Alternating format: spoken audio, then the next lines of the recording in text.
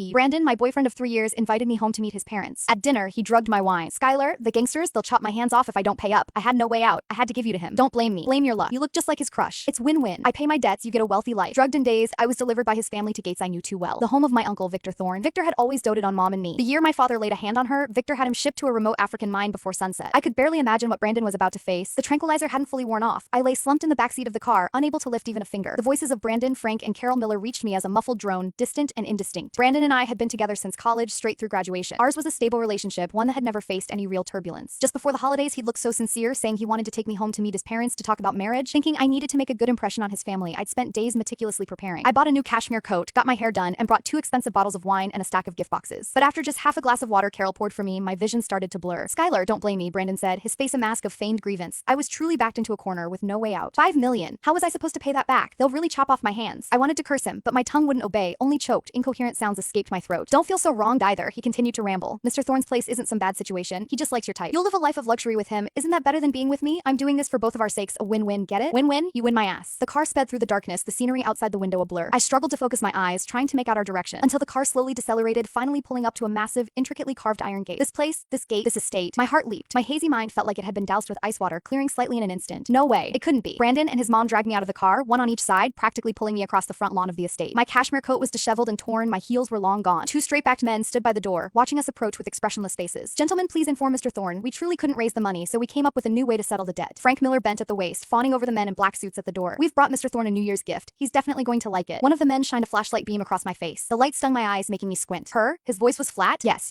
exactly. My son's girlfriend. Carol quickly chimed in, forcefully pulling my face straight. See? Doesn't she look exactly like the woman Mr. Thorne commemorates every year? We specifically found out about that. And she's a dancer, very graceful. She'll be attentive to his needs. My stomach lurched. The man was silent for a few seconds, then gestured to a subordinate nearby. Go inform him. He turned back to us. Whether it works out or not, I can't say. Just come inside and wait. Thank you, sir. Thank you. Brandon nodded profusely, bowing repeatedly as he dragged me towards the main house. By the time I was pulled into the parlor on the first floor, my legs had given out. I collapsed onto the cold floor. Mr. Thorne is with a guest. Wait here, the man said, and left. As soon as the door closed, Brandon immediately crouched in front of me, a mix of anxiety and calculation on his face. Skylar, help me out, just this once. He grabbed my shoulders and shook me. When Mr. Thorne comes, just say you came willingly. Please, I won't look down on you. I promise I'll treat you well afterward. I stared at him, unable to make a sound. Don't you dare stay silent. Carol also leaned in, her nails digging into my arm. If the Millers go down,